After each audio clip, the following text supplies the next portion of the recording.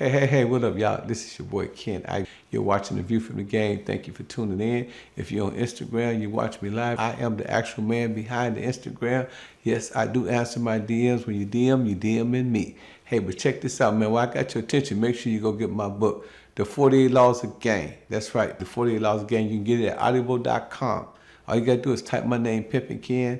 When you get to audible.com, and this book, as well as my other book, The Art of Human Chess. This is the book everybody's talking about. This is the book that your daddy should have taught you about. Everything that your daddy didn't teach you the game, it's in this book right here. In The Art of Human Chess, a study guide to win, teach you how to maneuver, teach you how to finesse, teach you how to play chess, teach you how to outsmart your enemy. You got to get my books, classics. Hey, man, also, man, make sure you subscribe, like, and make sure you let everybody know through notification where to come and get this joint at by sharing.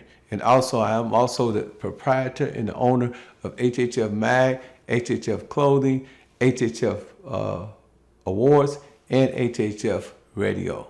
Hey, man, stay tuned, man, and go to thehiphopfraternity.com and check us out. And every Monday, we're at the Ice Bar. That's right, 5456 Fayetteville Road, Atlanta, Georgia. Every artist get in free. Every A&R get in free. Every executive get in free. Everybody is free. Artists get to perform for free, and you get to park for free. The only free game in town. What up, ladies and gentlemen? This is a special episode. Y'all just don't know how much this means to me, man. I mean, I'm sitting here with the legend, the godfather, the greatest of all time, the GOAT of the game, man. And he invited me all the way to California, to his beautiful home. And I just want to say, man, you know, hey, y'all know this is A View from the Game. I'm your host, Pimp and Ken, so make sure y'all hit that super chat. If y'all want to leave a donation, you can leave a donation at 404-790 Cash App, you know, 9726-490-9726, and leave a donation. Also, Mr. Fillmore will be at the award show April 7th. You know, we're going to fly him in. We're going to accommodate him. You know, we're going to give him that Lifetime Achievement Award for being one of the greatest musicians in the world. He worked with some of the biggest names, Tony. You know, he got Grammys, and, you know, ain't too many people from the game can say that. That's why we call him the GOAT of all times, the greatest that ever did it. He got away with it. So we're going to start the interview, and I got, like I said, the legend, Mr. Fillmore Slim. How you doing, Mr. Fillmore? I'm doing all right, Ken. Man, you looking good. Thank you, hey, sir. man, you sharper than O.J. Simpson's butcher knife. But I'm trying, you know, I got to be ready for the cameras, you know, because they put it out there, you know what I'm saying? They catch you the way you're looking. So you just got to the hospital, huh? Yeah, I had my appendix removed, but, you know, I'm strong. From that loose analyst in my genes, you know, I'm coming back strong. Yeah, man. No others ain't no joke. Yeah, you know, but the man upstairs got my back. I went through ICU 2 times. You understand what I'm saying? I was just in the hospital for appendicitis too. I went through 2 times. I thought I was going out the back door, but he brought me out the front door. Yeah, as always. Yeah. Pimps don't So die, it's a multiply. reason that he want me to stay here, you know. Yeah. It's a reason for all this. But all my peers are gone, you know. Yeah. And look at me, 89. Look at me, girl, 89. 89. Yeah. We say 85. Yeah. Still fine at 89. Yeah. So, you know, I grew up, you know, watching my daddy. My daddy would be about 85. He about 4 years older than my pops. Mm-hmm. And so I grew up watching my pops in the game, convertible Cadillacs, and, you know, they kind of had hoes, but they were selling syrup and teas and blues, you know. That was the thing back in the game. You know, a lot of people shooting heroin and shooting teas and blues. So my daddy and my uncle Greasy, you know, they kind of ran the game, you know, and was getting a lot of money. We used to shoot boxes of money growing up. So I always tell people, I grew up in the game. So when I hear about people like yourself, you know, Jim Danny, legends like yourself, you know, Ron Robinson, you know, Sonny Page, you know, I grew up, you know, just really admiring you brothers, you know, and I used to hear about you once I got cross country. I used to hear about you all the time, Fillmore. So I just want you to take my audience back in the journey of time, you know, where you was born at, we know where you was born at, and then bring up, you know, to your music career, how that accidentally ended you up in the game, and, you know, what was the pimping like back in those days, you know, because we know, we hear a lot of people say, man, a real pimping. So Well, I'll tell you a story.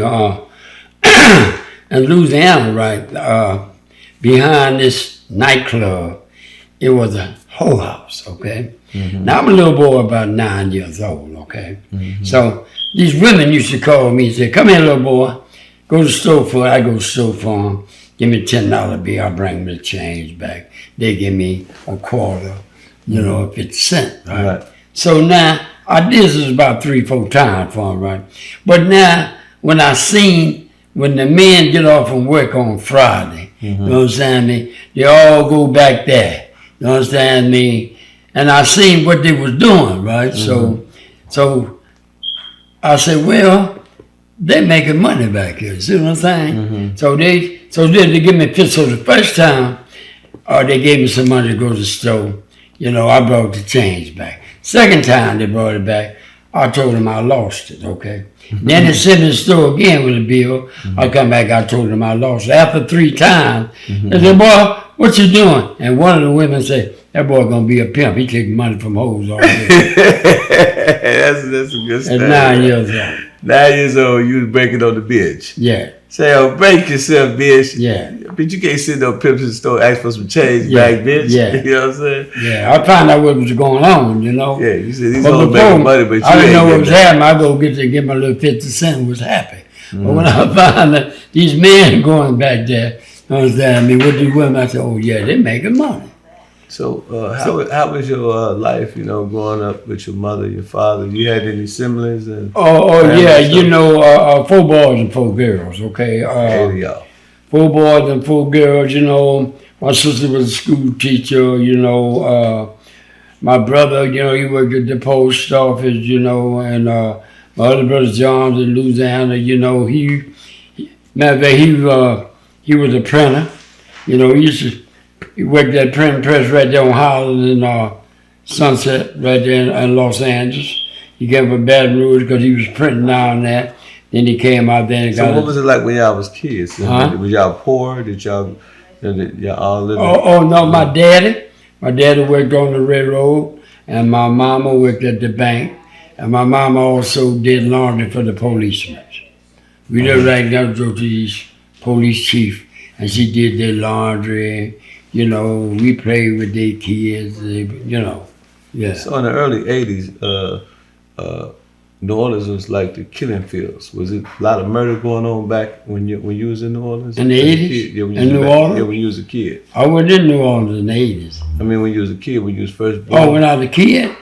Oh, yeah, man. I was in out of reform school. Oh, yeah. All the time, and during that time, when I was down there, it was boy and uncle and all that, right? So I worked at this drugstore, right? I was about 15. Mm-hmm.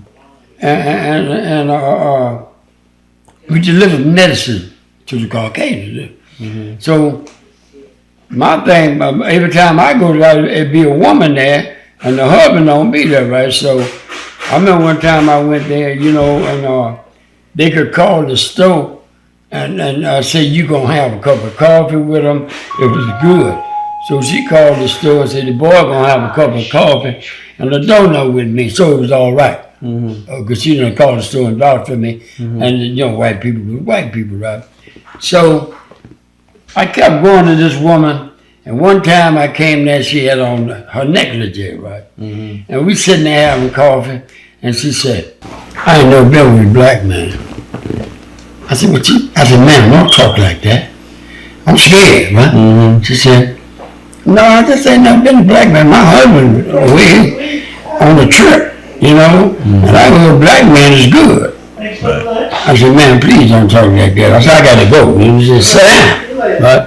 She said, now, if I ask you to go to bed with me, and you don't go to bed with me, and they're gonna hang you. She said, and if I say you went to bed with me, didn't go to bed with me, they're gonna hang you. So she said, now you can treat a rock in a hard place. She said, now what you gonna do? So everybody asked me, man, what did you do? I said, I didn't get home. I screwed that white woman, went home and told my parents about it. They put me on a train, put a big suit on, put a cigar in my mouth, and sent me to California. That's how you got to California. So it was a lot of racism in that time. So if you Come on, they would have hung me, shot me, killed me, burnt me. they was gonna shoot you, kill you. Come on, man, come on, they would call me a young white woman. Man, it'd be over. I wouldn't be here. So That was during the wrong time. was that your first shot of pussy? Huh? Was that your first shot of pussy? That was just first time having sex with a white woman. Yeah, I'm in the South. I'm scared to death. I'm screaming, looking at the door and turning all around and hoping that they don't catch me. So is that where you developed your affinity for white bitches? No. I never did that for white bitches, because when I found out they could make more money and have less problems than the black girl. But you started off when I was in the black game. bitches.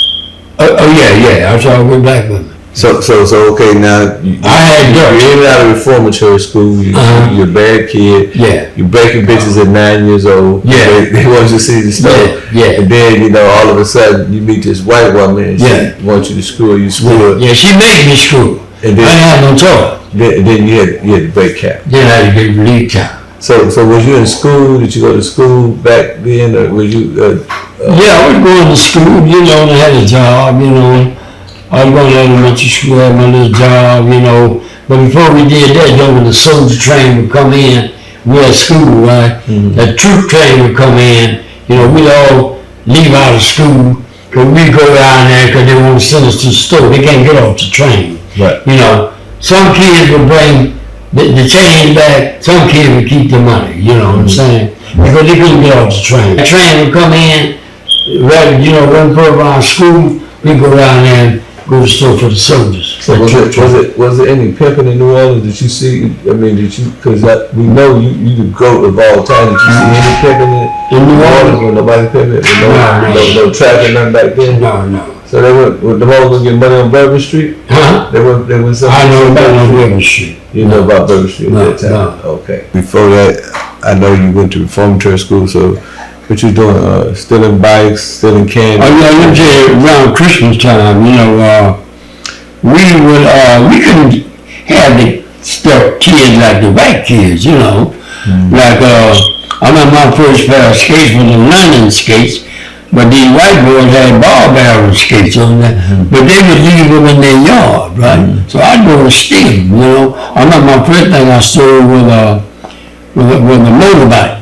That's the one that you run and push. Oh yeah. And you jump on it. Yeah, I know, you knew about that.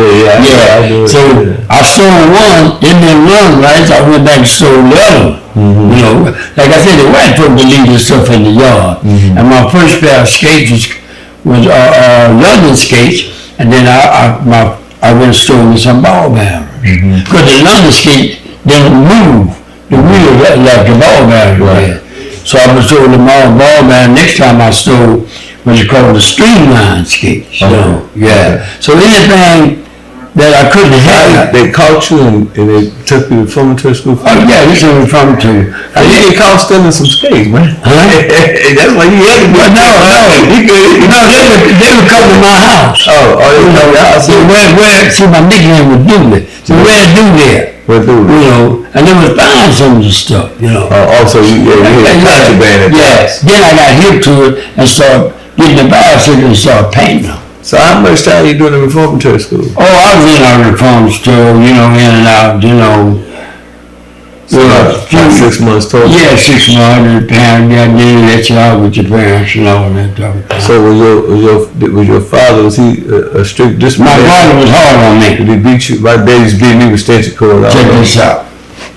My father had one of them belts he worked on the railroad, them holes in it, right? And I remember one day I threw a brick at my father, right? And he told my other 3 brothers, if you don't catch him, don't come back home.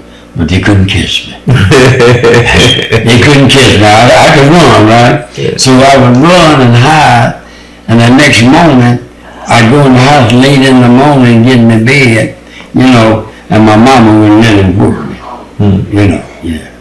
My mama was always you know, she wouldn't let my dad drink. So was your mama now originally from New Orleans? No, my mama was from Louisiana. Louisiana. She wasn't from New Orleans.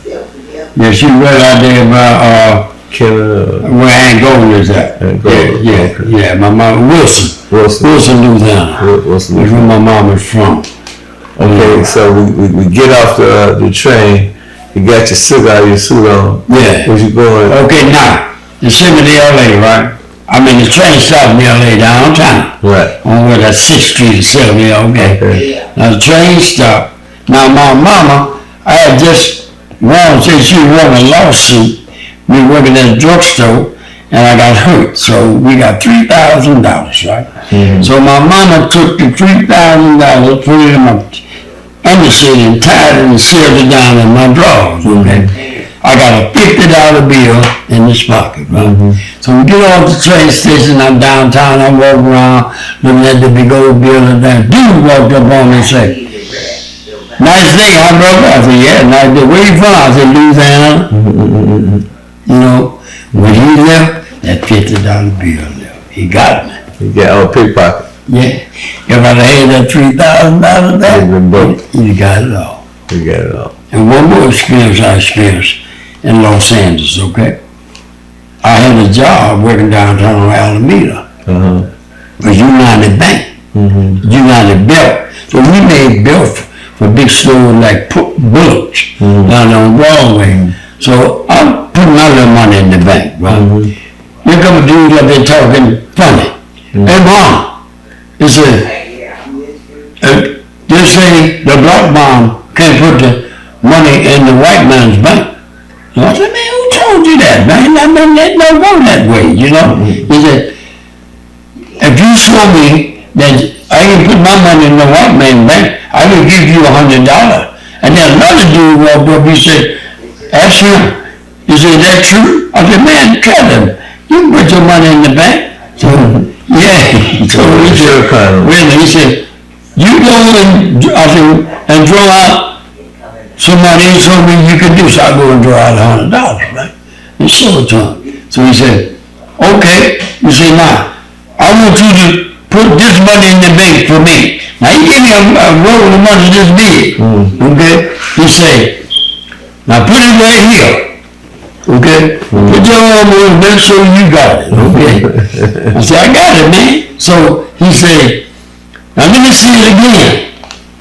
Pull it out, that's what the Swiss on. And he said it again, "Now put it back in there, right?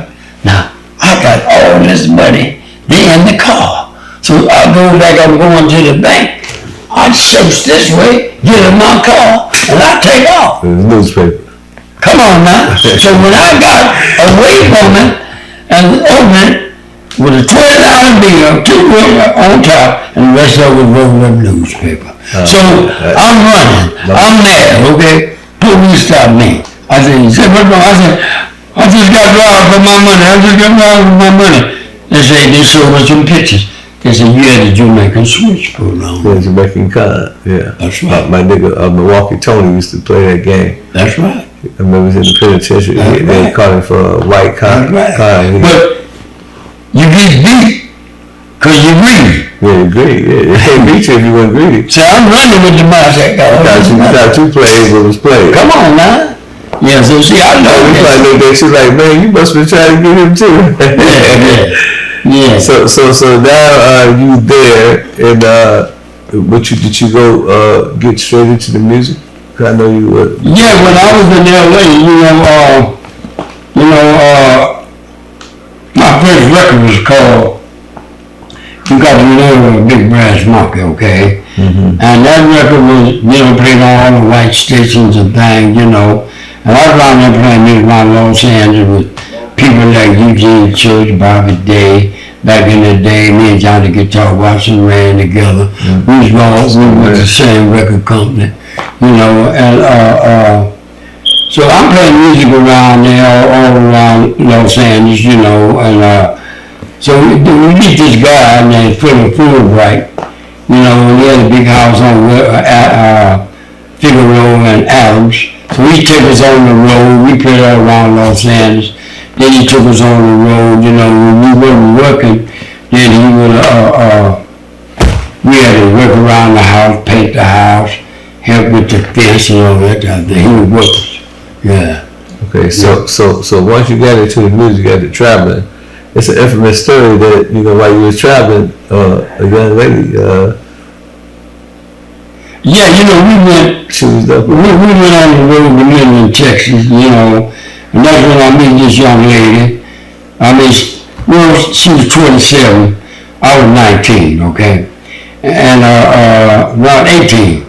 So we played in this club, we didn't make no $10 a night, Ken, all right? Mm-hmm. So we down there, and this lady kept, on the fourth day, she come up there and sat beside the piano. She said, "Here." I looked at her. I said, "What's this for?"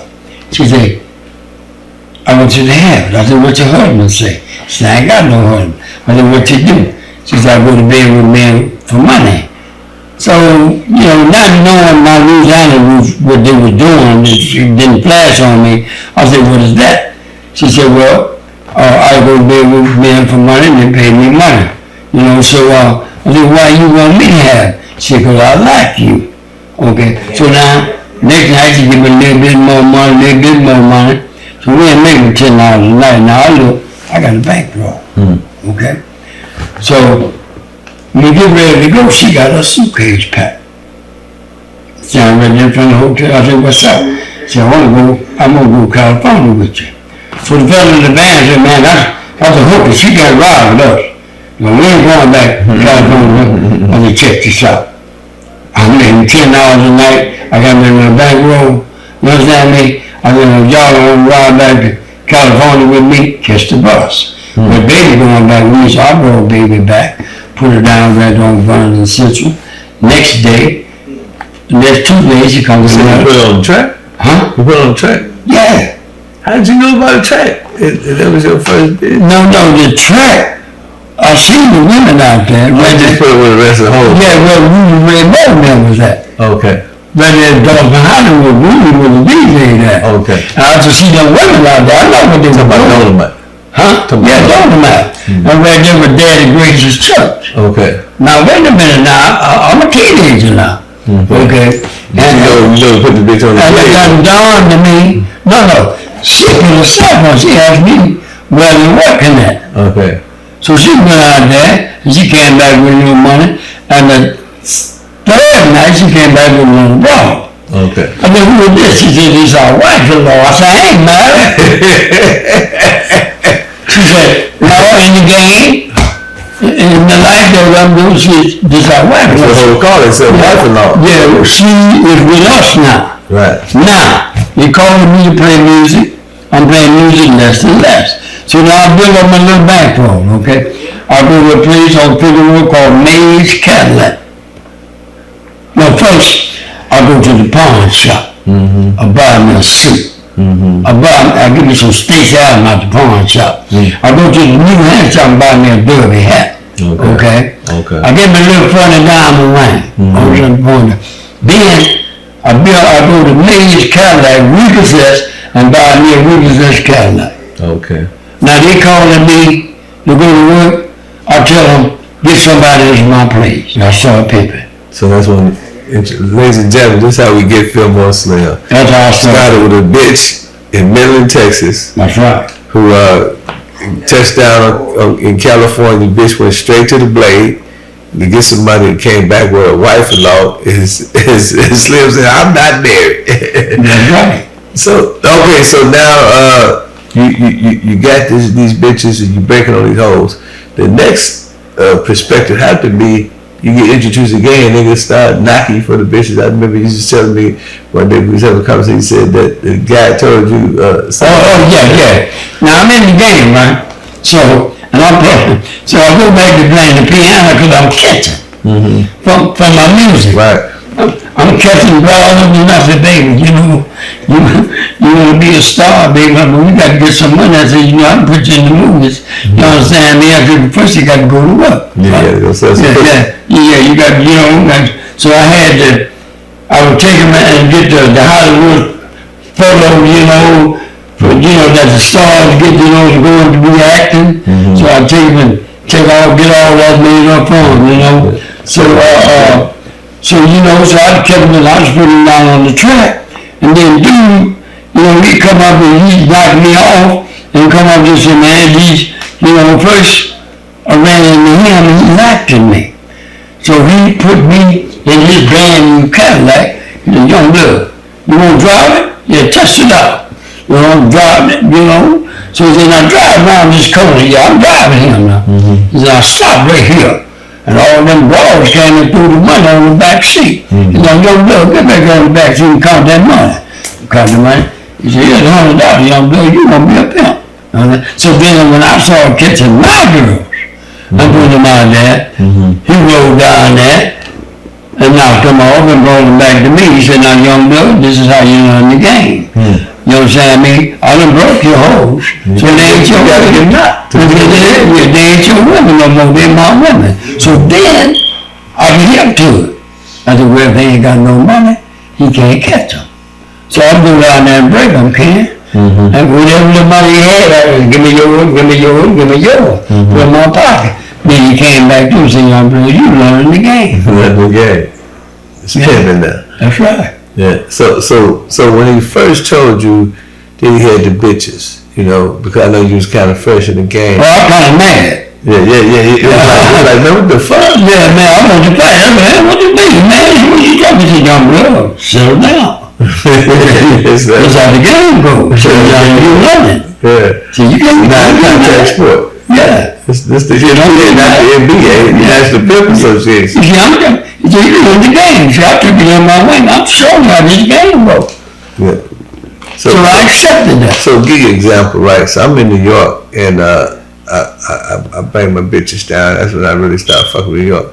And so I had this Keisha bitch, I had the CC bitch. So the nigga knocked me from a bitch, right? Nigga named LAJ out of Jersey.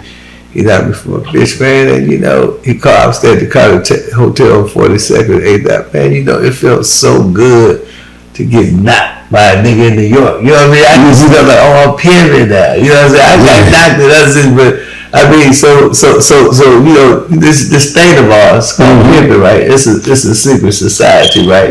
So I mean, it's rules to this shit. So I mean, when you got knocked for that first time, and the older gentleman said, yeah, young man, you learned the game. Did that make you feel like, that make big league now? Oh, come on now. Yeah, for real. But I'll tell you, who knocked the ball for me. A little white girl that was in love with Rick James. Rick James in Los Angeles, man. Let me tell you something. Oh, man, that had to be tough.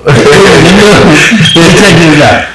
A little white girl I had, and she was flaky, but she was paying me, right? So one night, I pulled up to her motel, and this long limousine, right?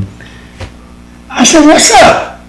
Rick said, well, baby, I got your woman, she going with me. We're going to New York. I said, what's up, baby? She said, oh, I love Rick James. I love him.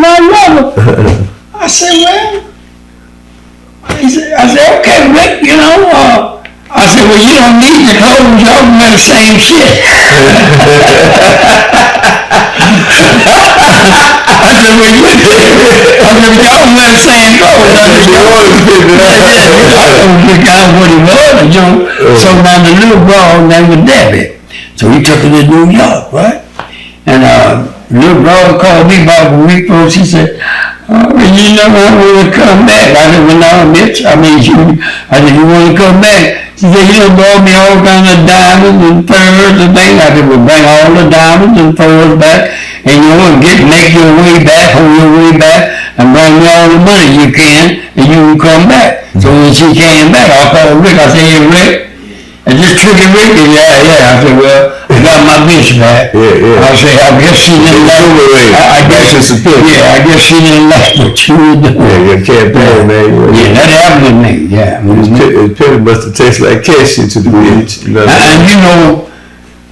my life, so Zodiac killed one of my women. Oh yeah, the Zodiac killed? Yeah, remember the Green River Killer and all? Well, Zodiac killed one. Before I go to that, I want to say so, because now you pimping, you know what I'm saying? You in LA. Yeah. What were some of the tracks that you were working back then? How many bitches was you catching it? Okay. You know, in that time, you know, before you became the infamous Fillmore. Well, during that time, I'm working on Adams. I'm working on 68 Central, right across from B.S. Goodrich, right down by Exposition. Okay, now I'm working on 37 in Vermont. Okay, I'm working on Jefferson. See, we used to hang out on Jefferson where the track was, down there by the Top Hat Motel, because we all hung out at this restaurant called, what's the name of it? Oh, wow, I can't call it, but we all hung right there on Jefferson, and we all used to smoke weed with Robert Mitchell, the actor. He loved to smoke weed, so he could come down and hang with us, you know. Yeah. We hung out there, and so was it a lot of international pimps, or was it? That was our hangout. I mean, I know a lot of them probably ain't around, but name some of the good pimping in some of the cities that brought some of the best pimping. Okay, well, I named some of Joe Cato, was one. Okay, then you had, who are there? Yeah, Joe Tubbs, okay. Yeah. You're talking about some pimping motherfuckers. Oh yeah, these are pimping motherfuckers, yeah. Okay. Joe Tubbs, okay, you had, who else you had? Session. Yeah, that was Session. Yeah, you know, during that time. And during that time, back then, it was, Shantae, you know, there was pimping. Yeah, you know, this is all in LA though, right? Yeah, it's all Los Angeles, yeah. We're all down there on Hobart and all that. Was Sunset popping in? Yeah, Sunset was popping in. Okay. And I got into it with Ruby Goldberg, that's another story. Yeah, so all of them were doing it. What about your Whoopi Goldberg? Huh? What about your Whoopi Goldberg? Well, I'll get to that story. Okay. But we always out there on that Sunset, you know, and from all the way from Beverly Hills all the way down. So was it niggas from New York and Phoenix and everything? Yeah, from all over. So it was a live track? Yeah, it was live. Yeah, Sunset was live. So Hollywood Boulevard was the real track. How many bitches that you not? Huh? I know you really got good pimping in the Bay Area, but when you was a young man, how many bitches you say that you not and that you was peeling back? In Los Angeles? Yeah, when you was in Los Angeles. Oh man, you serving niggas? Oh yeah, I was serving right now. Like Uber Eats, huh? Yeah, yeah. After they got me, I was wow. I was getting them, man. I was having, they was choosing me. They was liking my style. You was about 6. You about 6'2"? Tall. Yeah, 6'3". You 6 tall, slim. Yeah. Nice. So you like a model. The bitches love you. They didn't love me. Yeah. And then, you see, in the game, I was no gorilla. You know what I'm saying? I'm gonna tell you something else, Los Angeles. I just flew back to Dearborn, Michigan, and picked up my 1974 Fleetwood white, all dipped in bleeding inside. Okay? I flew back there and got out of Dearborn, because they said it would be cheaper, but I wanted to fly back there and drive my car back. Okay. I come back to Los Angeles, right? I'm riding down Hollywood Boulevard close to the Chinese theater. Here come a white girl, all in white, blowing hair. You understand me? And I see the difference, and I make a U-turn, and I cut off right there when you get Chinese theater. I open the door, I said, baby. She said, what? I said, here's your car. I said, it came for you. I said, this is your car. I said, look at it.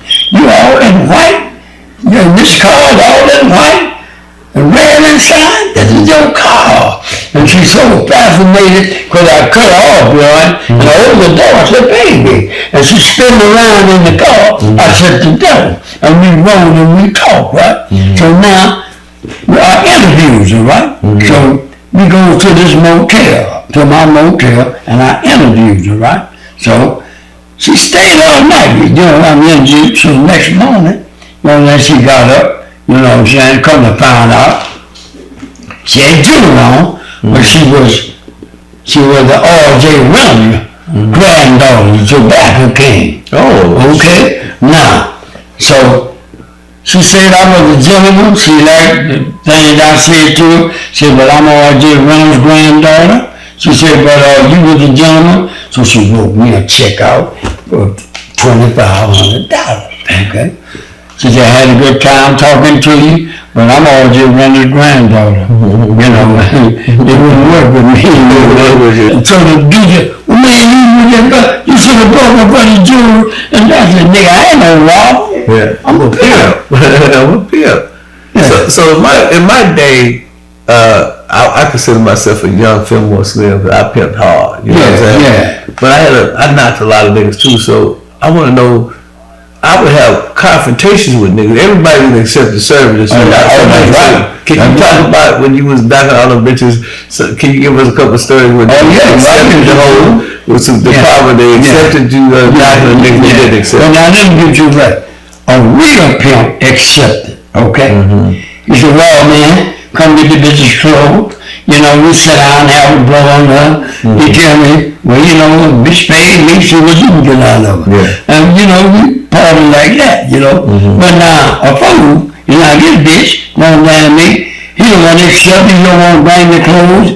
I just tell nigga, well, nigga, you lying. You know, I'm going to keep the bitch, you know. And then, you put the bitch down, then he out there sweating and all that, you know. So then, you got to protect your woman. You might strap up and go talk to her. Say, man, check this out, man. You know, what is with you and this bitch, you know? I mean, this is a bitch left me. Left you. And she want to come back, she'll come back. But you can't be sweating all that while she giving me my money. Yeah, that's the rules. So you running all kind of fools, but you got to be able to handle. I think them niggas was mispimping. You know what I'm saying? Mispimping ain't no pimp at all. So niggas claiming to be pimps. But you still had to stand up and show that dog that you got her back. I'm a pimp. The bitch paying you for you protected. You got to let her, hey bitch, I'm a pimp, and don't worry about that nigga. I'll handle that. You got to pick up that G. Come on now. Yeah. So I had a nigga, right? I peeled him for a bitch one time, and the nigga. I served a nigga, he came with another nigga, he had a shotgun, right? That nigga was a motherfucking prison guard. So, in the car, you walk with your shotgun. So I said, nigga, he like, yeah, man, woo. I served him, he said, yeah, man, I accept it. So I put the bitch back down, and I had the Tracy bitch, she was down with us. I said, work with this bitch, it was a white bitch. So Tracy working with the bitch, and the nigga, you know what I'm saying, he come back, and he come to the room, and he get the bitch back. He kidnapped the bitch. Yeah. But I told him, so when he came back again. We're in Milwaukee, so we on Center Street. We over here by this little fish spot over here on 14th. He gets out the car, same thing, got the gun. I said, this nigga ain't got no pimping, right? You know what I'm saying? At the time, he didn't have no pimping. So, you know what I'm saying? He come back with the gun, and then I told him, I said, yeah, man, I got the bitch, right? I knocked him twice, right? So, first time he came, he accepted, second time he came. First time, after he get the bitch back, I got the story mixed up, but I get the bitch, served him, he go get the bitch back, he got the gun. Come back, I served him again, he still got the gun. Knocked him twice for a white bitch. You know what I'm saying? And to his credit, you know what I'm saying? About a year later, I'm mashed in Indiana. I called him. I said, say, man. I said, this bitch ready now, man. And that little nigga, you understand me, is Pimp Snooki.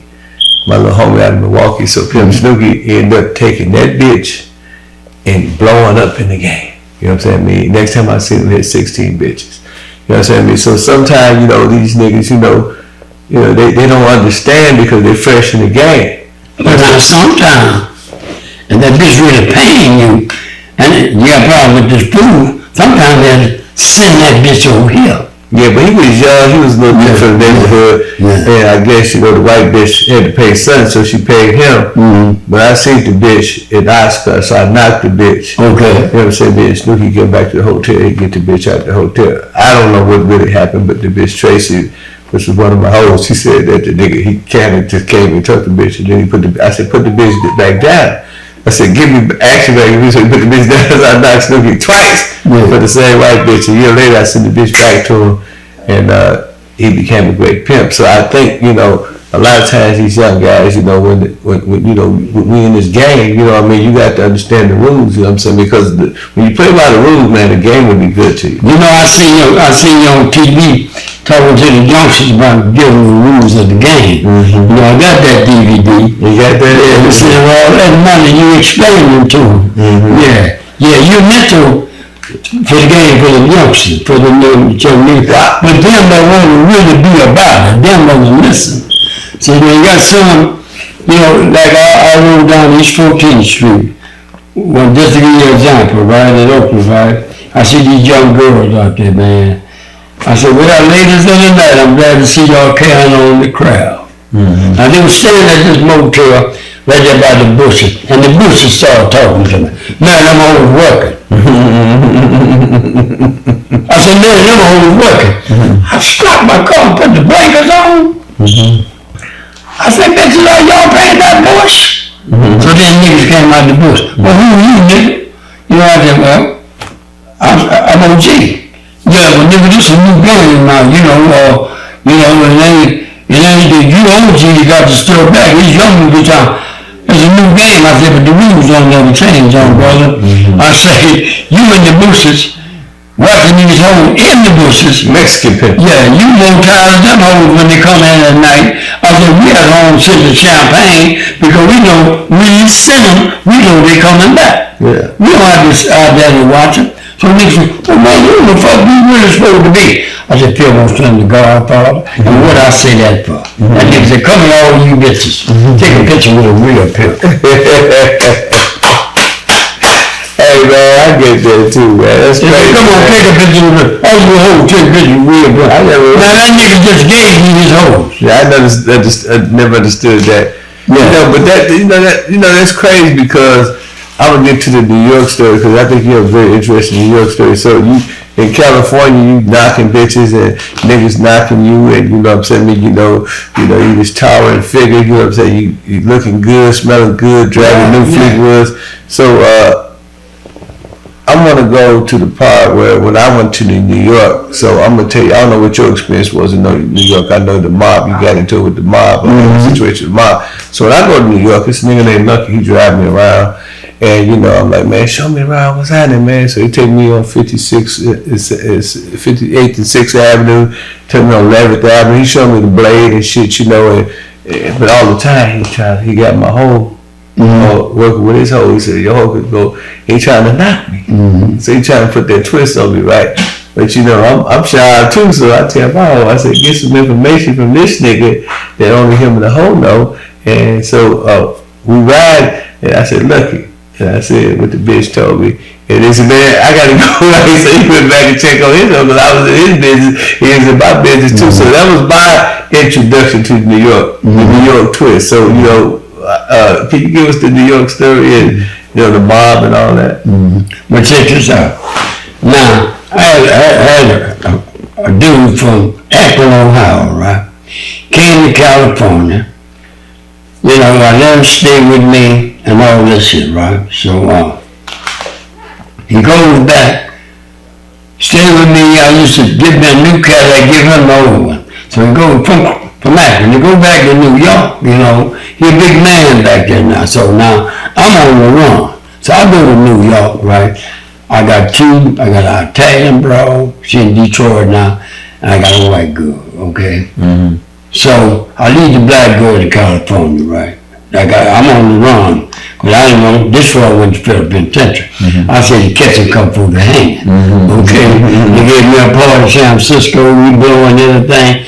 I said, the catch and come for the hanging, so I take off, and I go to Miami. And I had a friend there, so had used his address and I get all my ID and everything in one day.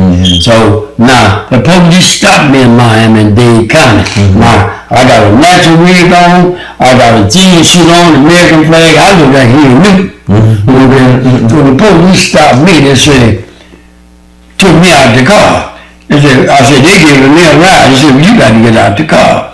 So they go back to the motel, the police tell me, say, you look like somebody wanted. I said, no, I'm from Pompano Beach, Florida. Here's all my ID. Okay, now I'm on the run. So anyway, so now when I get to when they let me go, I go back to the motel. I lay down on the back seat of this Cadillac on a blanket, and all through Kentucky, I won't raise up until I'm on this Washington Bridge. Okay. Now, so now I get to New York, I look up Fred, you know. Because, oh man, I'm around here forever, man, come to my hotel. So my women, I let them out on Broadway. They go in this hotel called Americana. Okay? So me and Fred sitting there, had a little broad-legged Nancy, they come in. Let's put it on the table. They went $500. He said, man, you do something? I said, no, I'm cool, man. So about 5 hours go by, man. So man, them bitches ran off. I said, well, man, they're gone, I called them back. I bet some of them black boys that I live in San Francisco. So about 7 hours ago, man. They look off, they get them, man, we get money in New York, So his little plans come over. So they say, man, who you got talking to my friend? They say, Fred. He said, well, you say used to be your driver in New York, in California? I said, man, I ain't never drove this no nigga in California. This nigga was my driver. What you mean driver, So I said, well, man, I said, what? I said, you know Captain Ferguson? He said, yeah. I said, we call Captain Ferguson, man. Try to ask him who Fillmore Slim answered it. So I said, no, man, I ain't never drove with nobody. So man, he said, oh man, just word, I just built my door, but them hoes done ran off, So 7 hours later, them hoes said, Dad, we downstairs, what's the room number? I said, I gave them the room number, they came upstairs. Now, since he kind to me, I said, we all right. I said, put it on the table. $20,000 motherfucking dollars. This nigga get mad, my motherfucker said, well, man, you can't be coming up here making your town hot, man. Man, we got rules and regulations. I said, man, what the fuck are you talking about? I mean, the whole street, I said, I don't know what it is. I said, don't make me no different than hoes. Whoever you got it from. Now, this nigga was a golfer, right? So I said, well, man, let me out of this motherfucker. I said, y'all go call me, cab me, go to this hotel. This nigga was a golfer. I said, man, give me my little suitcase up over there. That nigga right here, that nigga hit me with the 7-hour. The blood going all down here, okay? They take me to the police station uptown, right, in New York, right, up 8th Avenue. Police said, what happened? They say, I said, well, I'm down about 8th Avenue to call the Seagull, right? 42nd and 8th Avenue. He said, you're in the wrong area. I said, well, I'm just traveling with my wife and her sister-in-law. They said, you're in the wrong area down there. With them bad people that pimps and hoes and things. I said, well, I don't know anybody. Well, I'm an innocent, right? So, they let me go. So they stitched me up. I still got the motherfucker over here. And then they hit me in that closer. I lost my eye. So I'm coming down the street, going down to the Seagull, here come this nigga, right? Man, I bet you ain't mad about that little bullshit we had. I remember going to Oklahoma. I bought me some of them 44 pistols like Clint Eastwood. I strapped here and there. I went and dressed up like a motherfucking cowboy. I put the guns right here. I put them pistols on and tied them 44s. Understand me? And I put that long slicker on. And I walked down there in that club. I stopped and let because I drive my friends Birmingham out of D.C.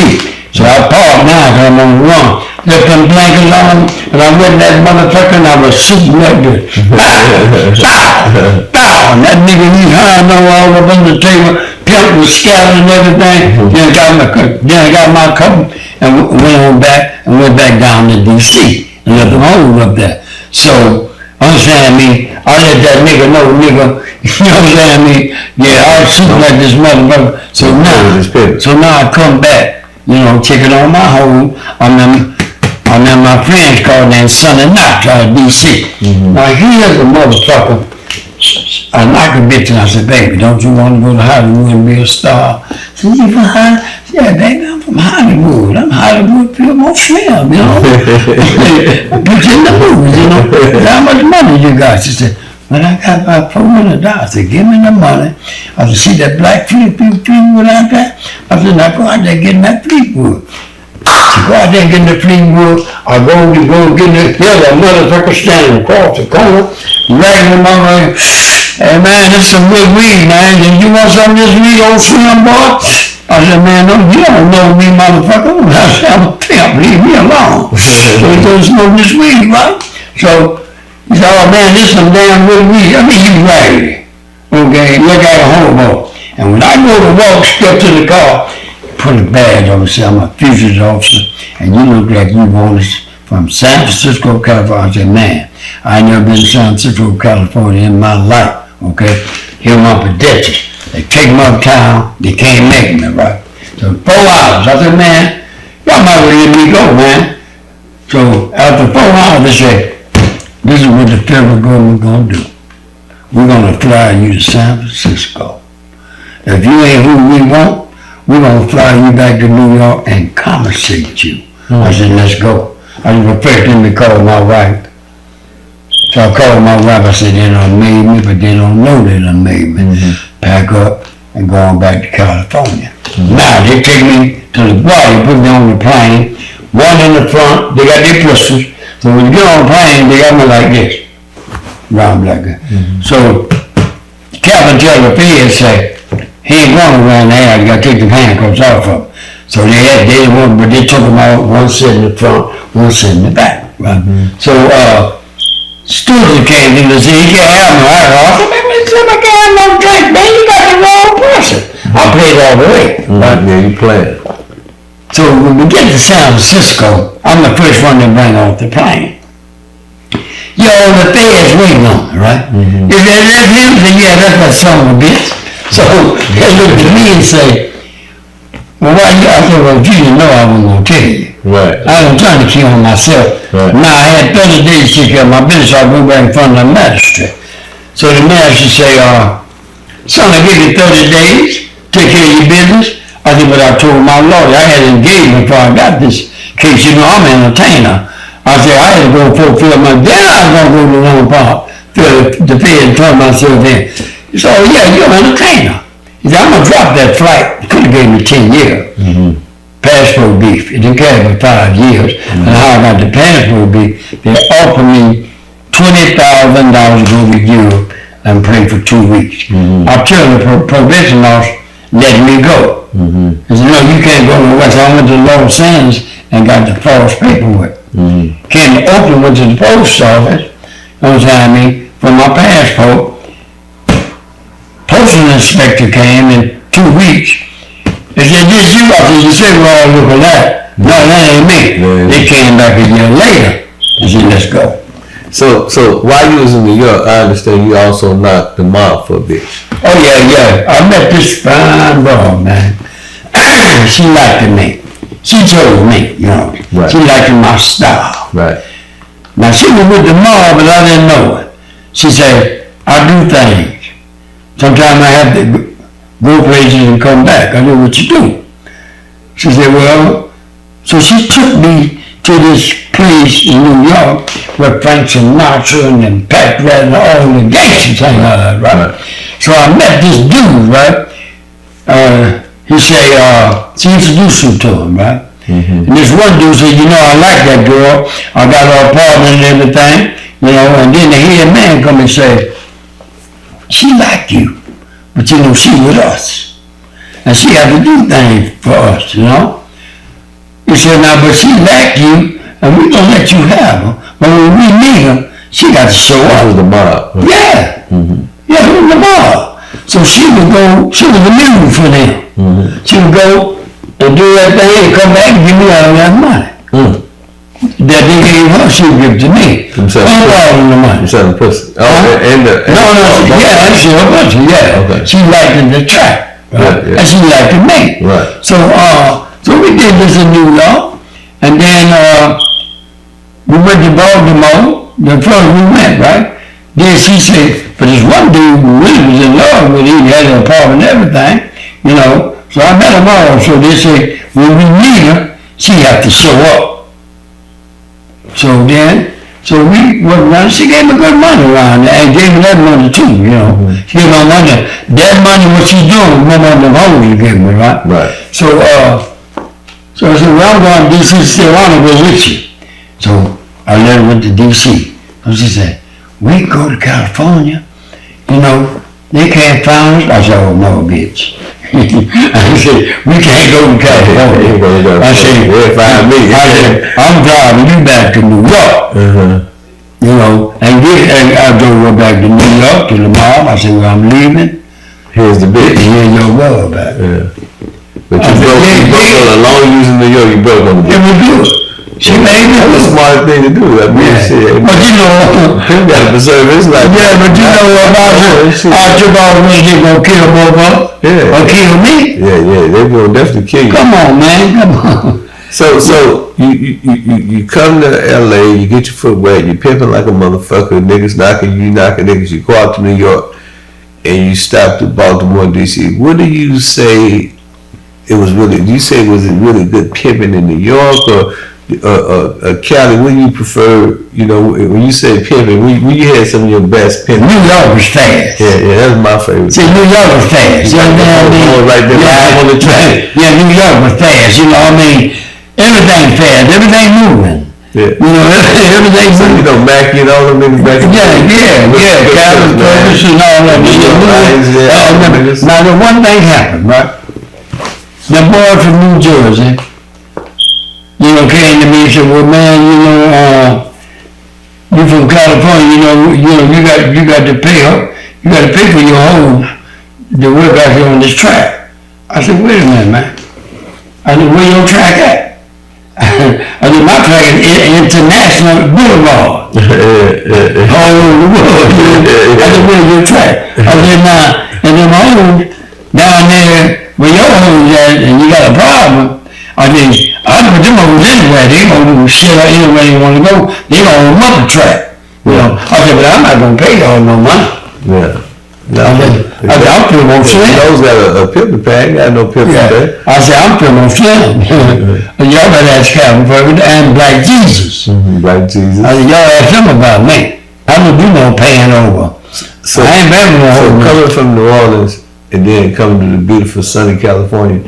When you first got to New York, you seen all them buildings. Was it a culture shock for you? Man, when I first came to California, coming from Louisiana, my sister, I put it in the book, and the girls wrote a hook from the Levi Sosa from the Four Top. They wrote this song. They couldn't name it Fillmore Street, they named it Fillmore Slim. Now my sister told me, she said, boy, she gave me a credit card and you can go anywhere, but don't you go down on Fillmore Street. Okay? And this, she kept telling me, don't go on Fillmore Street. So Ken, when I went down on Fillmore Street, I seen it. Black men with white women. Pimps, pimping, white girls and things.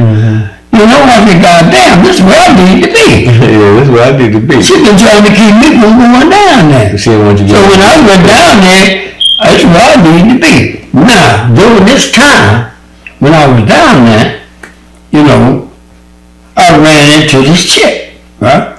But she wasn't no prostitute, you know, and her name was Etta James. See, Etta James was my first girlfriend. Okay. In real life. Right.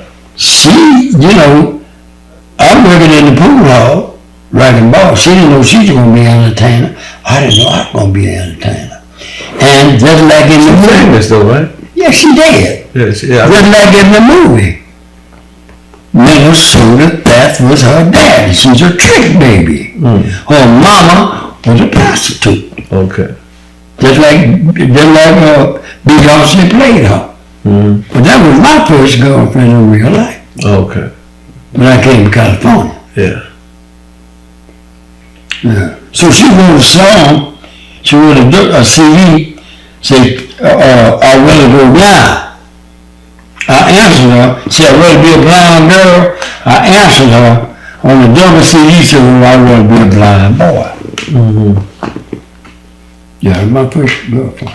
Yeah. So So we're in New York, you know what I'm saying, the mob and all that shit. So, Yeah. So now we're going to get to, you become this towering figure, you know, you become a polarized figure in terms of the pimping. Now we got the Fillmore Slim with the 16, 17 bitches. So I remember in American Pimp, you gave a story about how, you know, you brought some bitches and niggas knocked the bitches. You said, that was my first stream. Yeah. Give us that story. Right. So now, I'm in San Francisco. I'm pretty good, you know. We on Fillmore Street. Fillmore was the street. We wasn't downtown. That came later. So we pimping on Fillmore Street. You know, that's during the time Angela Davis, Black Panther, all that shit going on. Right. Okay. So SLA, all that, you know. So anyway, every time the police would stop and give me a ticket, I tear it up, throw it in his face. The next one would stop and give me a ticket, I tear it up. Now they had a black policeman on the force, saw that I had his daughter. Okay. So he kept harassing me, and harassing me, so I went there and turned the fast on him. Okay. So they got him off me, but he put his boys on me. So every time they stop me, they give me a ticket, right? So, okay, so, in fool around there, I got me a case for pandering. You see, pimping and pandering, 2668 and 266I in the penal code. So I sends this girl, and they stop, they bust her, but she don't give me no money, so they give me a pandering. So they sent me to the state joint for 2.5 years. Damn. Okay, and I was up this way in Marijuana. So I go there to the state joint, so I get out. Okay, when I get out of there, okay, I buy me, okay, I get out of there, so I get back into the pimping, okay? So now I'm pimping good, okay? I kissed this white girl out of Arizona, okay? We down there in Phoenix. I asked her, don't you want to go to Hollywood and be a star? She was low class. So I went and met her mama. Her mama, you know, I gave her a boat.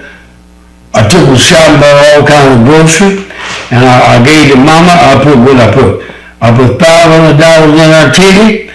I said, send your daughter to me in LA, I'm gonna make her a star. And the mama said she will be there. She had treated me about raising the kids. So enough, with the ground, but mama said she on her way. He was there to get it. I picked her up. No, send her to Frisco. Take that back, not LA. Send her to Frisco. I picked her up.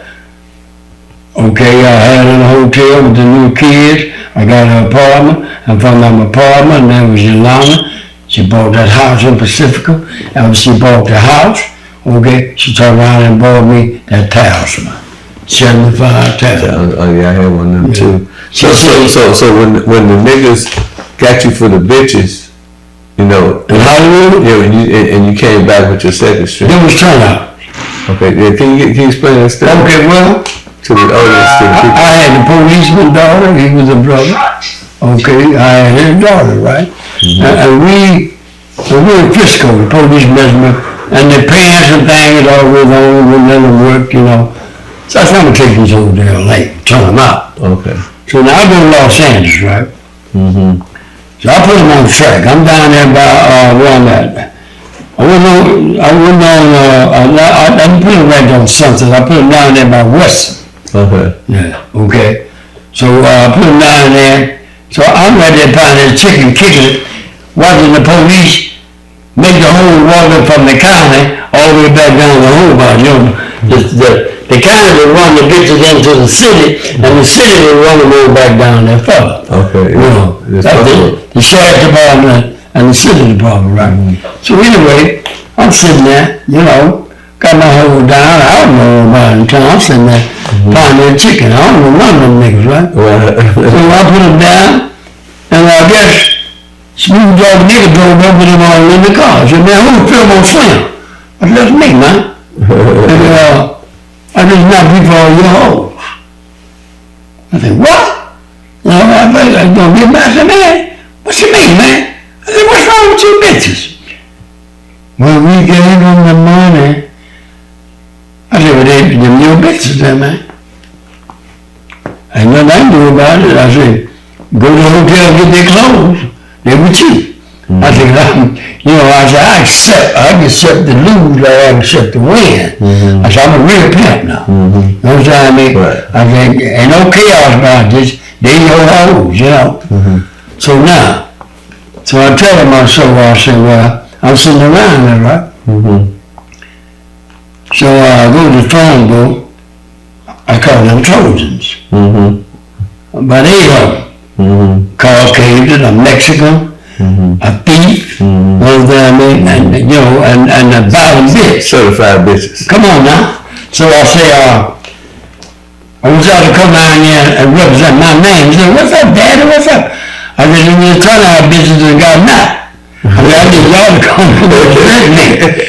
I said, y'all been waiting for the week. Y'all got bank, we got big bank. I said, y'all flying the LAX?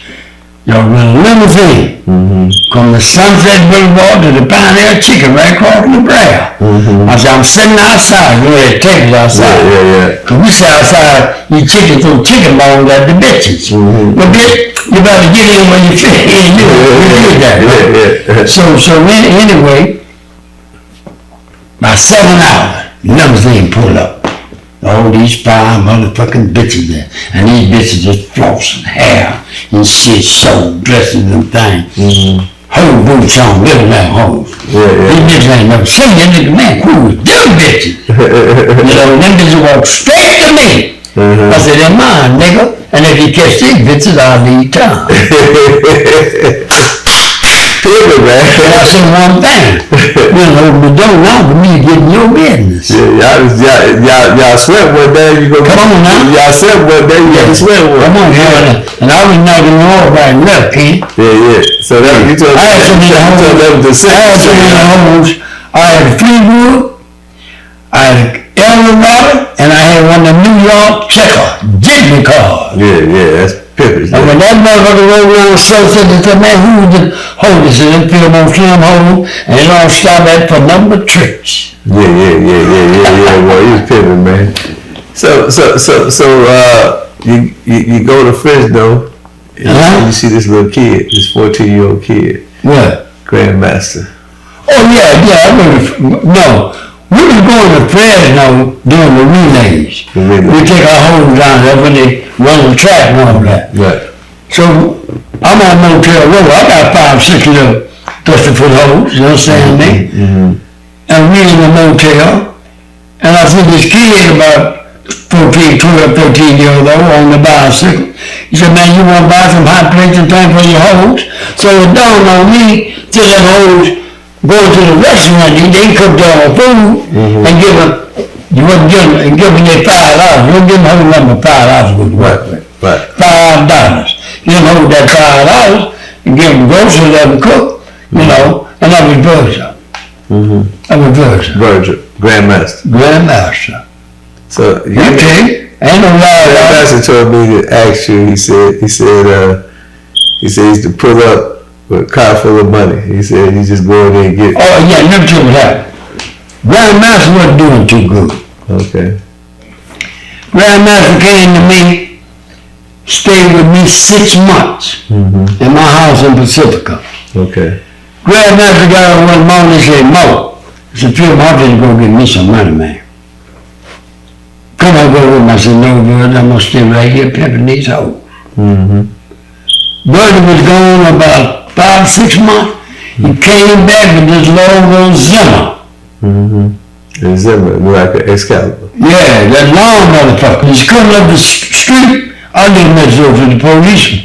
All the people was out, peeping out the window and all the said, who was that movie star coming up to Fillmore's house? He pulled up in the garage, and the mother, I said, open the garage, he pulled the foot up in there, and the motherfucker was so long that the truck was still on the sidewalk.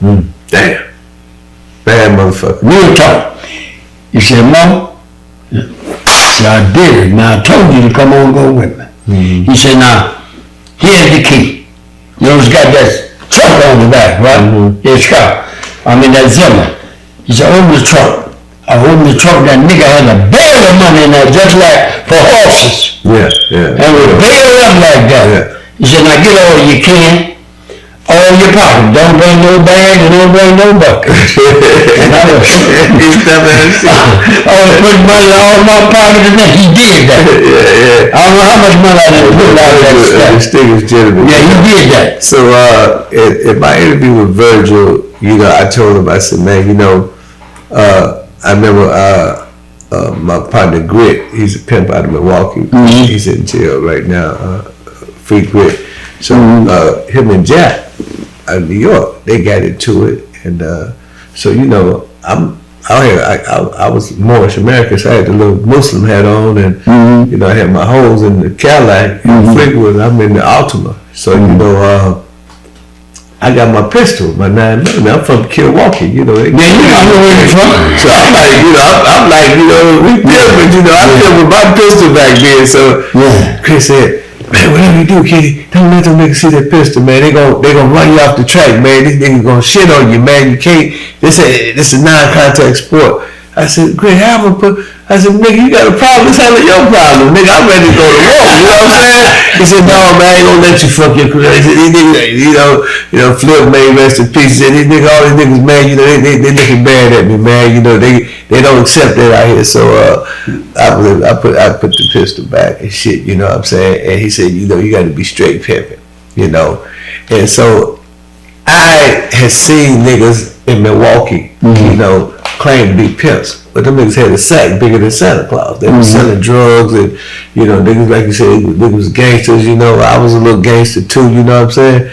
But you know, I was forced, I believe, you know, by way of the game, that you know, to just keep it straight pimping, man. No pistols, no drugs, and no nothing. You know, you know, and if you did it, then they said double bested. So you know, I asked Virgil his perspective, and he told me to ask you, you know, about him selling drugs and pimping. And I know you got an interesting story about that. Well, you see, Virgil loved the game the way he was turned out.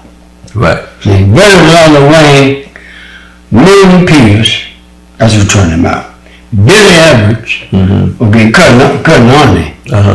Now, Milton Peters had hoes, but he had drugs.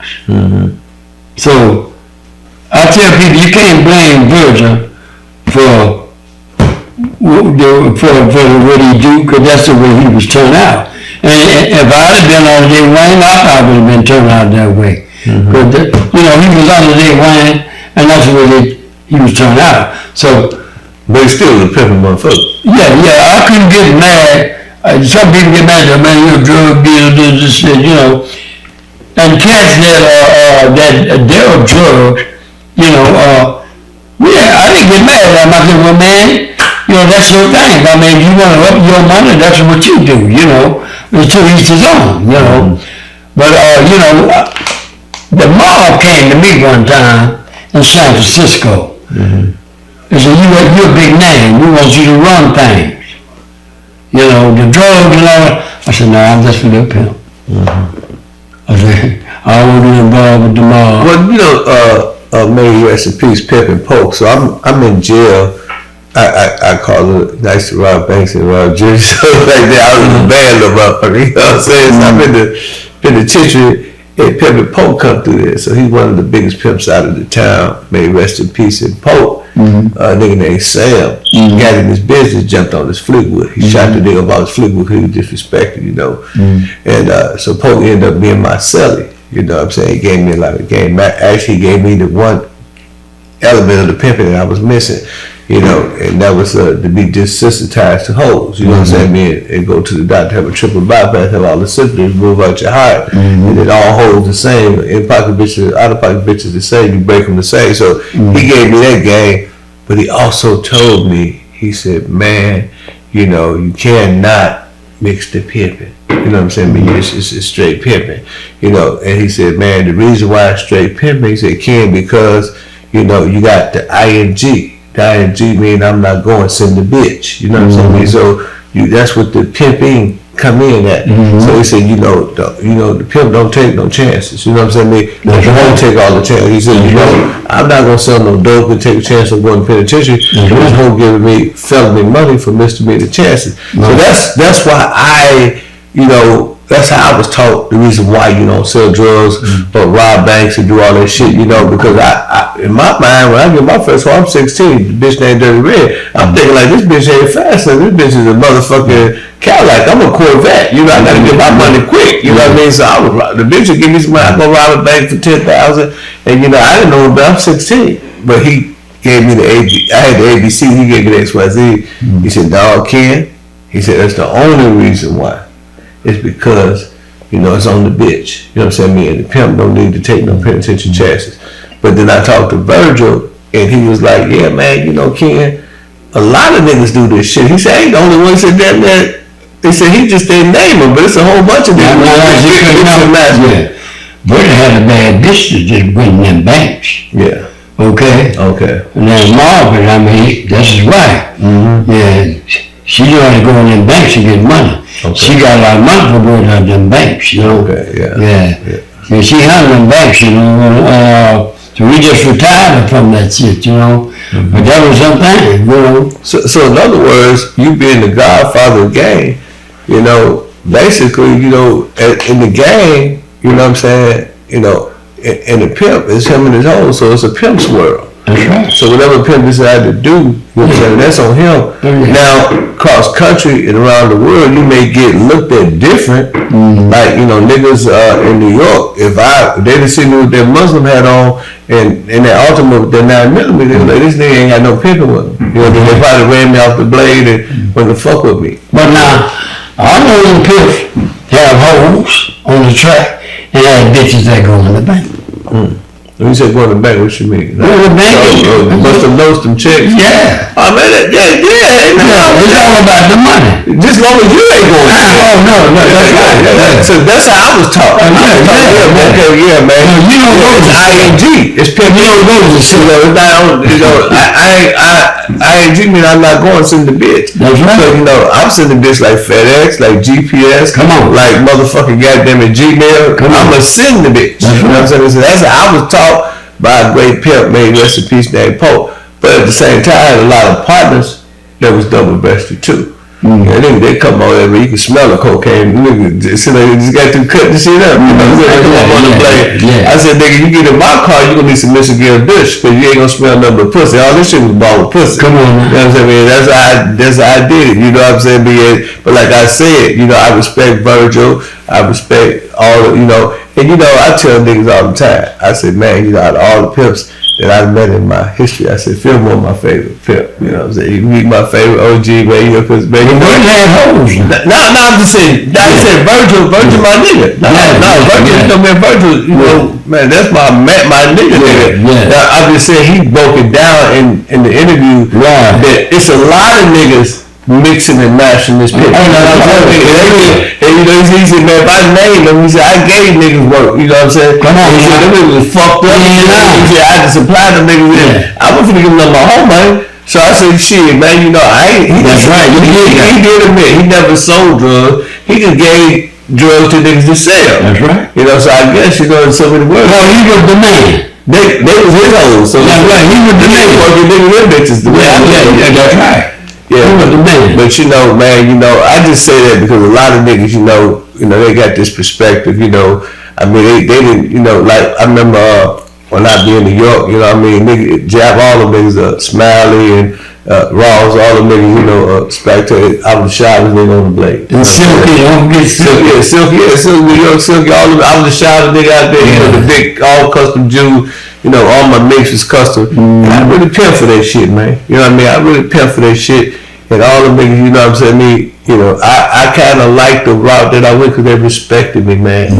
And they knew I wasn't selling drugs because I'm on the blade all night. If I was selling drugs, I was doing a damn good job.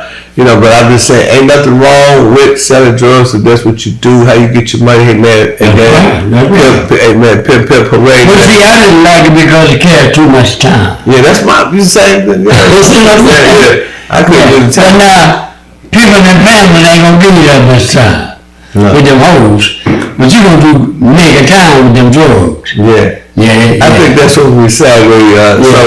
So you know, we just took y'all through a journey of pimping, but this is a collection, transition, and it's also a transmission when we switch gears. So we're gonna leave the pimp. We're gonna go to the extraordinary, musician, Mr. Fillmore Slim. Right. So can you tell us the musical side, the positive side? On the musical side, well, I was a little boy coming up in Louisiana, and I used to watch these entertainers like B.B. King and all of them, and they be on stage, man, and women be screaming at them and shit, you know what I'm saying? And they got the hair gas, you know what I'm saying?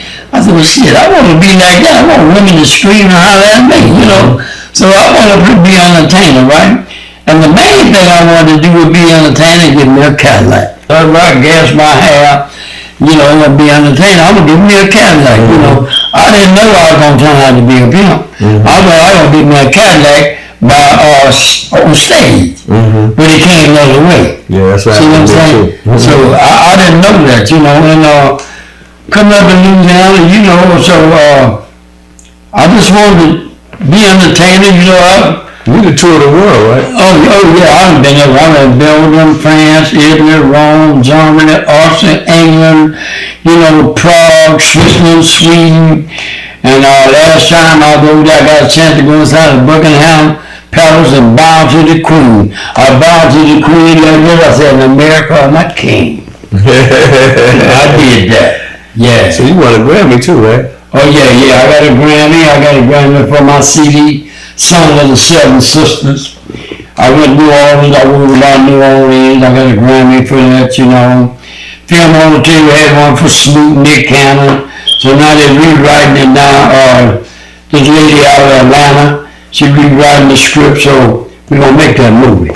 Right, yeah, man, I want to be a part of it. They just called me 2 days ago, but she ain't writing the script from the book, she's writing the script from my character. Okay, famously. And she's in Atlanta, and the other people that hooked it up, they's in Detroit. So can you say for the audience, because a lot of people, they want receipts, and it's good to hear. Can you tell them some of the famous people you didn't work with, and some of the people you didn't play with? And I know you talk about Whoopi Goldberg. Oh yeah, well when I was in Hollywood, right? Staying right down there at the motel, and at the motel, the phone booth right here, right? So one night, I'm mad because I already lost my money. Remember the pouches you used to carry? So I went in the phone booth and took it off, right, all the way in my homes, right? And jumped in my Eldorado and went almost Sunset. I went 3 blocks, and remember, I got $500 in there. No, 5,000, excuse me. I done left my house, right? I make a U-turn and come back, house gone, right? So now, I can't tell these hoes I done lost all this money. So all I do is say, well, I don't say nothing, right? I say, well, I think it's time for y'all to go to work, right? So I sent them to work, right? So that night they come back and grab me another bank, but I didn't know this. So now that same night, I'm going to the telephone, I read this little Sunset in Western, and this dog come up all dressed like a militant, right? So I'm reaching for the phone, she reaching for the phone, I say, bitch, did you see a pimp trying to talk on the phone? What the fuck are you? Who are you, a man or woman? I said, you look like a from the gorilla family. You're ugly, bitch, what are you? And the bitch looked at me and went up the street. But at the same time when she was studying to be an actress, when the hose would run off, she had a big flat, she would let them come up there to her house. So dude was around, I said, man, where that ugly bitch at? I know when she got my home up there. So anyway, so she went up there and she came back with a long coat on, she had a rifle. And she was walking all around looking for me. I thought she was going to get a man. So I just stopped. So I'm sitting in my bathroom watching the phone booth. She came back, she walked all around with that rifle looking, right? So she went on back up the street. So next day I seen her where the stars go to shop at, up on Highland. I walked up on her. I said, you gonna shoot me out. She said, who you? I said, I'm the nigga snatch that phone out your hand and call y'all them man. You said, well, I'm pretty mad. I said, yeah, right, nigga. I said, I'd have thrown it on your ass. I was laying there like a sniper. Every time she moved, I was like that. So we hugged and made up, you know. And I put that in my book. Yeah, Blues Man Night. Go get your most clever. I come to the stage in the streets. So that was Whoopi Goldberg. Yeah, I put Whoopi Goldberg in there. Yeah, that's the one that had the rifle, yeah. Man, that's classic, man. Yeah, she had a rifle. But we met, and we she said, well, you moved to a film. I said, yeah, you had a rifle walking all around looking for me. I said, I thought you were going to get your man. I said, you going to handle it yourself. I said, yeah, right. I said, but I had 38 on you, baby. I laid there slack your ass. Yeah. Mm-hmm. So who's some of the, I know you Johnny Goodtime Watson, who's some of the... Oh yeah, Johnny Goodtime Watson, Dublin Hall of Fame by B.B. King. I got the Lord Pushing the World, presented to me by Embo.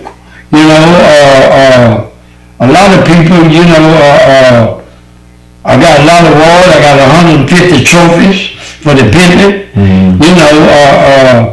You know, Don Juan, the Bishop, I'm the Pope. You know, we understand each other. You know, we go around the world to the praise ball. You know about that. You know, but then my music icon. You know, I write all my stuff. You know, I've been on the cover of Living Blues magazine. Okay. You know, I've been on the cover Cashbox. That's in England. Can you give us a sample of one of your blues songs? You sing the blues for me right now? Oh yeah, I'm singing the blues. Say something, man. Let me hear it. I want some player shit, man. Say something, man. Come on, man.